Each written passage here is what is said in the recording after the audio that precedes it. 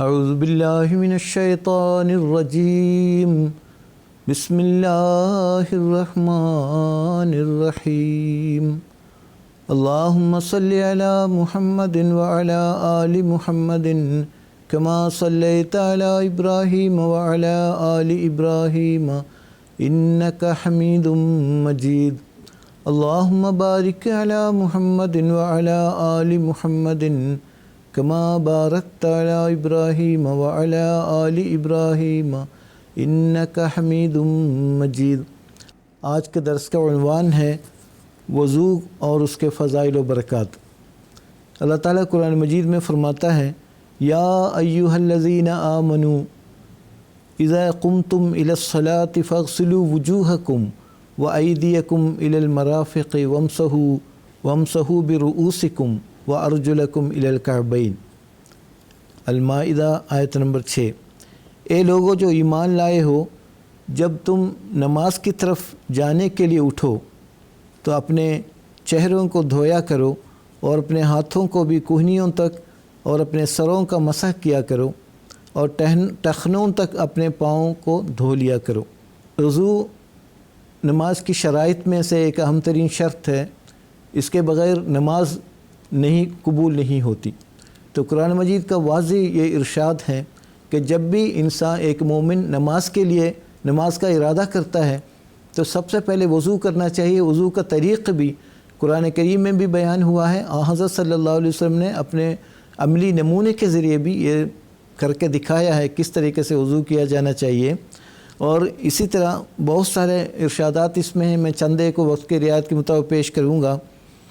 سب سے پہلی حدیث یہ ہے ان عثمان بن عفان رضی اللہ عنہ قال قال رسول اللہ صلی اللہ علیہ وسلم من توضأ فاحسن الوضوء خرجت خطایاہ من جسدہ حتی تخرج من تحت اظفارہ۔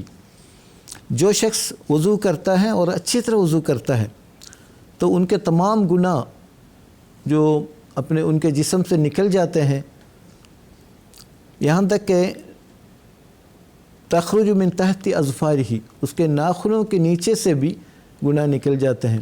یعنی یہاں پر وضو کی ترغیب دلائی گئی ہے۔ جو شخص وضو کرتا ہے اور اس کا اس تمام شرائط کو ملحوظ رکھتے ہوئے اچھی طرح وضو کرتا ہے تو اس کے تمام گناہ نکل جاتے ہیں، بخشے جاتے ہیں۔ پھر اس کے نتیجے میں ان کو نماز میں حضور قلب میسر آتا ہے۔ ایک اور حدیث حضرت صلی اللہ علیہ وسلم فرماتے ہیں ان ابی ہریرہ رضی اللہ عنہ قال قال رسول اللہ صلی اللہ علیہ وسلم الا ادلکم علی ما یمحو اللہ بالخطایا، کیا میں تمہیں خبر نہ دوں ایک ایسی بات کے بارے میں جس کے نتیجے میں اللہ تعالیٰ گناہوں کو مٹا دیتا ہے، وہ یرفع بالدرجات، اور درجات کو اس کے ذریعے بلند کرتا ہے۔ قالوا بلا یا رسول اللہ، تو صحابہ نے عرض کیا کیوں نہیں اللہ کے رسول، ضرور فرمائیے۔ تو حضور نے فرمایا اسواغ الوضوء علی المکارہ، مکمل طور پر وضو کرنا علی المکارہ، دل نہ چاہتے ہوئے بھی۔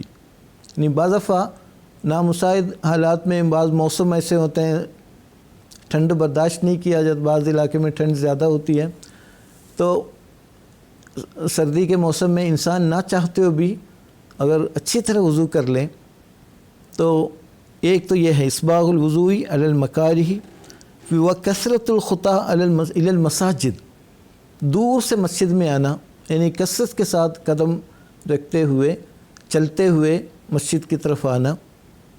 پھر فرمایا انتظار الصلاۃ بعد الصلاۃ، ایک نماز کے بعد دوسری نماز کا انتظار کرنا۔ تو یہ تین باتیں اس میں بتائی گئی ہیں۔ ایک تو یہ ہے کہ اسباغ الوضوء علی المکارہ، انسان دل نہ چاہتے ہوئے بھی اچھی طریقے سے وضو کرنا۔ پھر کثرت الخطا الی المساجد، مساجد کی طرف دور سے چل کے آنا۔ پھر وانتظار الصلاۃ بعد الصلاۃ، ایک نماز کے بعد دوسری نماز کا انتظار کرنا۔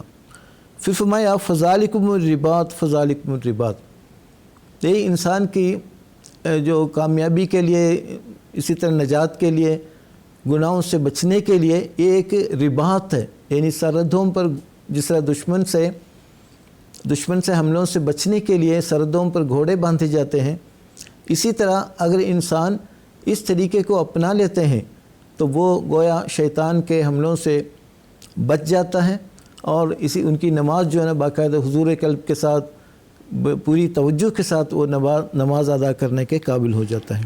ایک اور حدیث ہے، حضرت صلی اللہ علیہ وسلم فرماتے ہیں من تطہر فی بیتہ ثم مشى الی بیت من بیوت اللہ لیقضی فریضۃ من فرائض اللہ کانت خطواتہ احداها تحت خطیئۃ والاخری ترفع درجۃ۔ حضرت ابو ہریرہ رضی اللہ تعالیٰ عنہ سے روایت ہے کہ حضور صلی اللہ علیہ وسلم نے فرمایا جو شخص اپنے گھر میں وضو کر لیتا ہے گھر سے، پھر وہ چل کر اللہ تعالیٰ کے گھروں میں سے کسی گھر کی طرف یعنی مساجد کی طرف وہ چلا جاتا ہے، چلتے ہوئے مسجد کی طرف تاکہ باجماعت نماز ادا کرے، تو کہتے ہیں ان کے ہر قدم پر گناہ معاف ہو جاتے ہیں، اور ہر قدم پر اسی طرح وہ درجات بلند کیے جاتے ہیں اور ان کے گناہ بھی بخشے جاتے ہیں۔ تو اس کے بڑے فضائل بیان ہوئے ہیں۔ تو پھر فرمایا مفتاح الصلاۃ الطہور، کہ مفتاح الصلاۃ نماز کی چابی وضو ہے، پاکیزگی اختیار کرنا ہے۔ تو وضو کی اہمیت میں ایک بات یہ بھی بتا دوں کہ حضور صلی اللہ علیہ وسلم کی سنت مبارکہ یہ ہے کہ آپ جیسے بستر میں چلے جاتے ہیں آرام کے لیے، سونے کے لیے، اس وقت بھی آپ نماز کے جیسے ہی نماز میں جیسے وضو کرتے ہیں ویسے ہی آپ وضو فرماتے تھے۔ احادیث کی کتاب میں حضرت صلی اللہ علیہ وسلم کا یہ ارشاد بھی موجود ہے کہ اذا اتیت مسجدک فتوضا وضوءک للصلاۃ، جب آپ بستر میں چلے جائیں سونے کے لیے تو جیسے نماز کے لیے وضو کرتے ہیں ویسے ہی اس کے وضو کر لیا کرو۔ پھر ثم استجی علی شقک الایمن، پھر دائیں پہلو پر لیٹ جایا کریں۔ یہ بھی ایک وضو کی اہمیت میں یہ ارشاد بھی بیان کیا جاتا ہے کہ حضرت صلی اللہ علیہ وسلم نے وضو کی کس قدر اہمیت بیان کی گئی، اور نماز کے لیے جو انسان وضو کرتا ہے ویسے ہی، چونکہ انسان دراصل ہمیشہ ہر وقت جو ہے نا وہ ذکر الہی میں مصروف رہتا ہے، بعض وضو رہنے کی کوشش کرتا ہے۔ ہمارے بزرگوں کے متعلق بھی کہا جاتا ہے کہ جب بھی وضو ٹوٹ جاتا ہے فوراً وضو کرنے کی کوشش کرتے، اس کا اہتمام کیا جاتا ہے، خواہ وہ نماز کا ٹائم ہو یا نہ ہو۔ یہ بھی سلف صالحین کے بزرگان اسلام کی یہ ایک سنت ہے کہ ہمیشہ باوضو رہنے کی کوشش کرتے تھے۔ اس میں جذبات کو فروغ کرنے میں، اسی طرح خیالات کو خدا کی طرف اپنے ذہن کو مرکوز کرنے میں یہ بہت زیادہ فائدہ مند ثابت ہوتا ہے۔ کہ اس سلسلے میں ایک اقتباس پیش کر کے میں اس درس کو ختم کرتا ہوں۔ آیت کریمہ خذوا زینتکم عند کل مسجد کی تشریح میں حضور ایدہ اللہ تعالیٰ بسم عزیز فرماتے ہیں، پھر زینت ظاہری کے بارے میں اور نماز میں توجہ رکھنے کی وجہ سے وضو کا بھی حکم ہے۔ اس سے ایک تو صفائی پیدا ہوتی ہے، دوسرا ذرا آدمی ایکٹیو ہو جاتا ہے۔